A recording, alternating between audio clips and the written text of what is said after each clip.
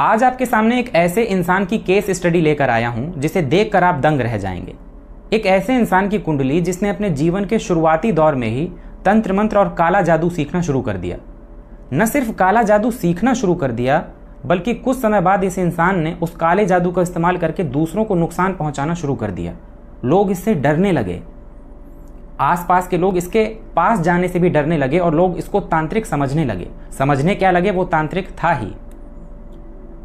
और इस सब का जो अंजाम हुआ, इस सब का जो परिणाम था वो बहुत भयावह था, अच्छा नहीं था। नमस्कार दोस्तों, मेरा नाम है अनुभव सिंह और आज बात करने वाले हैं एक ऐसे इंसान के केस स्टडी के बारे में जो रिलेटेड है तंत्र मंत्र और काले जादू से। दोस्तों, ये आइडिया मेरे दिमाग में बहुत दिनों से चल रहा था कि क्या हो अगर प्रैक्टिकल केस स्टडी आपके साथ शेयर किया जाए, जिससे आप भी व्यवहारिक रूप से जन्म कुंडली को देखना सीखें।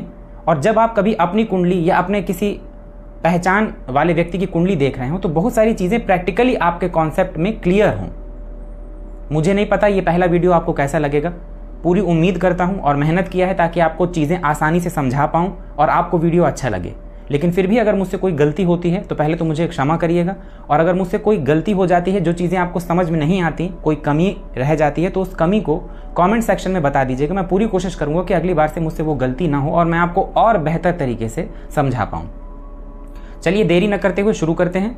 वीडियो की स्क्रीन में मैं इसकी कुंडली जो है वो लगा दे रहा हूँ ताकि आप मेरे साथ साथ इस कुंडली को देखें और पॉइंट वाइज हम लोग काफ़ी सारी चीज़ें आपस में डिस्कस करेंगे। सबसे पहले इनकी डेट ऑफ बर्थ नोट कर लीजिए ताकि आप अपने से भी इनकी कुंडली को निकाल कर और सेल्फ एनालिसिस कर सकें।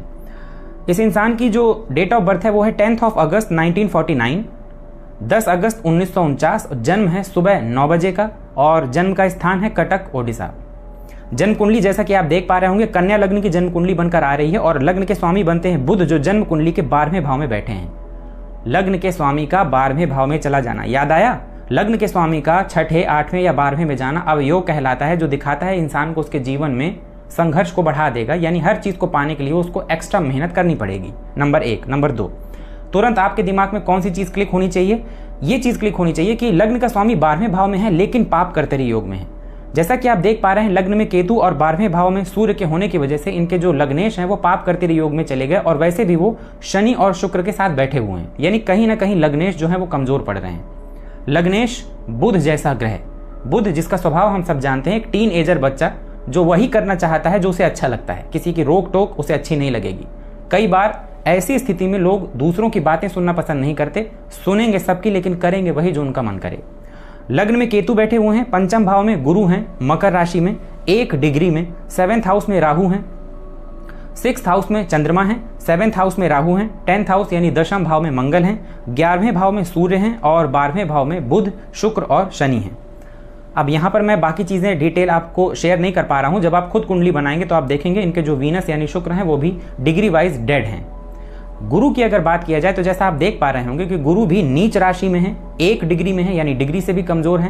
केतु देख रहा है गुरु को और अष्टम भाव का स्वामी मंगल भी गुरु को देख रहा है। देखिए, मैं पूरी कोशिश करूंगा कि शुरुआत में मैं आपको हर एक चीज बता दूं। जन्म कुंडली दिखाने से पहले ही मैं आपको पूरी केस स्टडी समझा दूंगा। लेकिन अगर आपको ये वीडियो अच्छा लगता है और आप ये कहते हैं कि इस सीरीज को कंटिन्यू करो, तब मैं धीरे धीरे इसके लेवल को हार्ड कर दूंगा। एक टाइम ऐसा आएगा जब हम सिर्फ जन्म कुंडली को देखेंगे और जन्म कुंडली इसके बारे में मैं आपको कुछ नहीं बताऊंगा, हर चीज आप खुद निकालेंगे और यकीन करिए आप निकाल लेंगे। जिस दिन आपके हाथ में कोई कुंडली आए और आप 60 to 70% चीजें अपने से उससे निकालना सीख गए, उस दिन आप ये मानिएगा कि आप कुंडली के माध्यम से किसी की भी मदद कर सकते हैं। आप ज्योतिष में इसको एज अ प्रोफेशन भी अपना सकते हैं या आप व्यक्तिगत रूप से भी किसी की भी मदद कर सकते हैं। अब अगर बात किया जाए जो चीज़ मैंने आपको इस इंसान के बारे में बताई, तो एक चीज़ तो आपके भी दिमाग में क्लिक कर रही होगी कि ऐसा क्या हुआ कि इस इंसान की बुद्धि इतना भ्रष्ट हो गई कि इसे ये समझ में नहीं आया कि मैं काले जादू का इस्तेमाल करके अगर दूसरों को नुकसान पहुंचाऊंगा तो ये वापस मुझे भी नुकसान करेगा।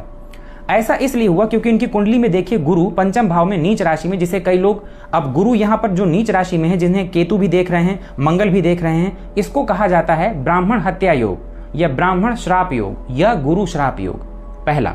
दूसरा, गुरु का कमजोर हो जाना कहीं ना कहीं ज्ञान में कमी ले आता है। देखिए, बहुत सारे लोगों को ये मिसअंडरस्टैंडिंग होती है कि कुंडली में बुध अगर अच्छा हुआ तो इंसान ज्ञानी होगा। बुद्धि अलग है और ज्ञान होना अलग है। आपका बुध अगर मजबूत है तो हो सकता है कि आप शार्प माइंडेड हो सकता है आपका मैथमेटिक्स बहुत अच्छा हो सकता है आप बात करने में फ्लुएंट हो, यानी आप बीच में रुके नहीं, अपनी बातों को बड़े अच्छे से दूसरे के सामने आप रख पाएं। और ये भी हो सकता है कि अगर आपके बुद्ध कमजोर हों तो हो सकता है आप अपनी बातों को अच्छे से दूसरों के सामने न रख पाएं, अपनी बातें कहने में आप हिचक रखते हो, या चीज़ें आपको जल्दी याद ना होती हों, आपकी मेमोरी शार्प ना हो। लेकिन अगर आपके गुरु मजबूत हैं तो आप आंख बंद करके ये विश्वास करिए कि आप अपनी लाइफ में कुछ बहुत अच्छा कर जाएंगे। गुरु दरअसल परिमार्जित ज्ञान के कारक होते हैं, फिल्टर्ड नॉलेज। जैसा कि मैंने आपसे कहा, बुद्धि तेज होना अलग है, ज्ञान होना अलग है। गुरु का कमजोर हो जाना ये फर्स्ट हिंट है इस चीज का कि इस इंसान को सही गलत के बीच में फर्क समझ में नहीं आ रहा था।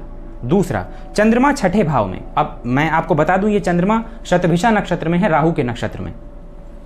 चंद्रमा का छठे भाव में चला जाना कहीं ना कहीं मानसिक उद्विग्नता को दिखाता है, यानी जो मेंटल स्टेट होगा वो स्टेबल नहीं होगा।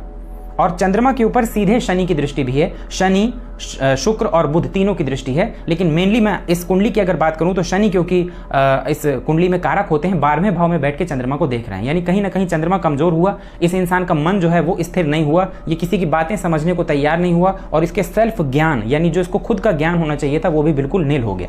जन्म कुंडली के केंद्र में अगर आप देख पा रहे होंगे तो आपको लग्न में केतु का होना, 7th हाउस में राहु का होना, 10वें घर में मंगल का होना, यानी केंद्र में सिर्फ पाप ग्रह हैं और केंद्र में ग्रहों के ऊपर शुभ प्रभाव 0 के बराबर है।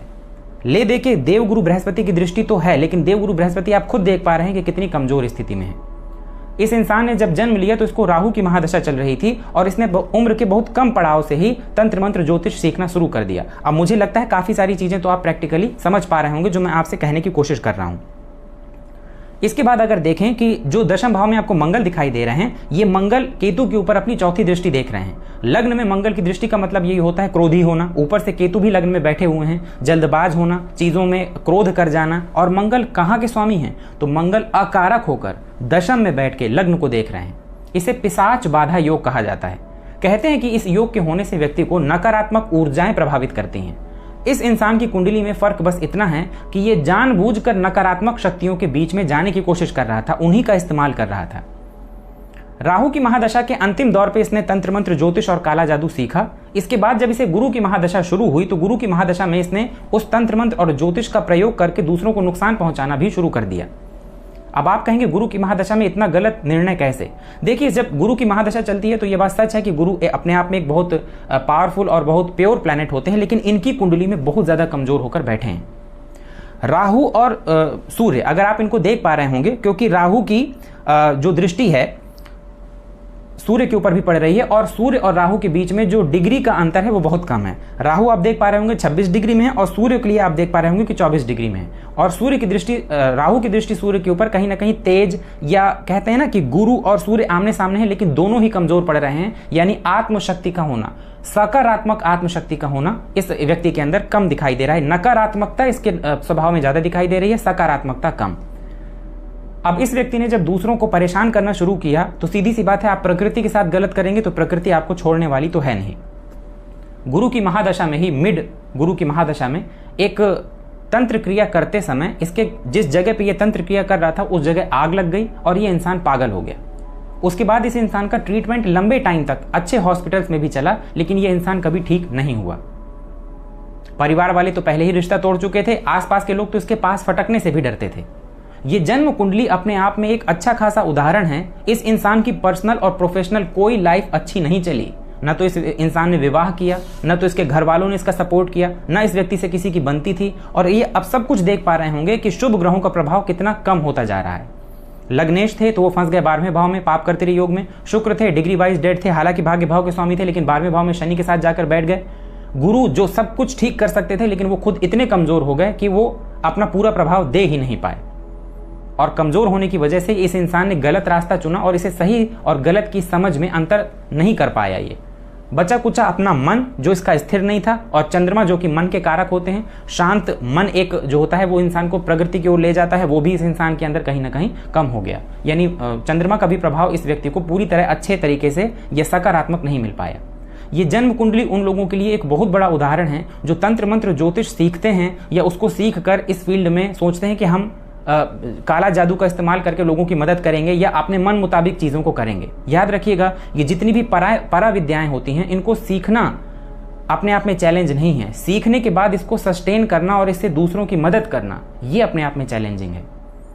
तंत्र मंत्र, ज्योतिष, काला जादू, ये चीज़ें सुनने में जितनी आसान और जितनी अच्छी लगती हैं, प्रैक्टिकल रूप से जब आप इन्हें करते हैं तो ये उतनी ही मुश्किलें हैं और इन शक्तियों को संभाल पाना अपने आप में एक बहुत बड़ा चैलेंज होता है।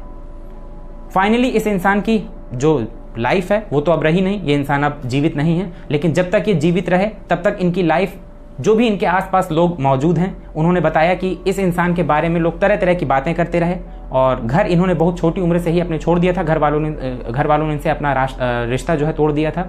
और ये केस स्टडी भेजी है अभय कुमार सिंह जी ने, जो कि कटक ओडिशा के ही रहने वाले हैं और ज्योतिष सीख रहे हैं। इनके पिताजी भी ज्योतिष के क्षेत्र से ही काम कर रहे हैं और इनका मन था, इन्होंने मेल करके ये कहा कि मैं इनकी केस स्टडी को इस चैनल में दिखाऊं, और मेरे मन में भी ये आइडिया आया कि इनकी केस स्टडी मैं आपको दिखाऊं। तो आपने ये देखा कि हमारी जन्म कुंडली में जब पाप ग्रहों का प्रभाव कुछ ज़्यादा हो जाता है तब हमें सही और गलत इनके बीच में फ़र्क करना मुश्किल हो जाता है। लेकिन अगर उसी समय कोई योग्य गुरु हमें मिल जाए, कोई सही इंसान मिल जाए जो हमें सही दिशा दिखा सके, तो ऐसा नहीं है कि जन्म कुंडली खराब है तो कुछ चीज़ें अच्छी हो ही नहीं सकती। अगर समय रहते इस इंसान को कोई सही समझाने वाला मिल गया होता या ये इंसान खुद से सही समझने वाला हो गया होता तो शायद इसके साथ इतनी घटनाएं या इतनी दुर्घटनाएं न होती।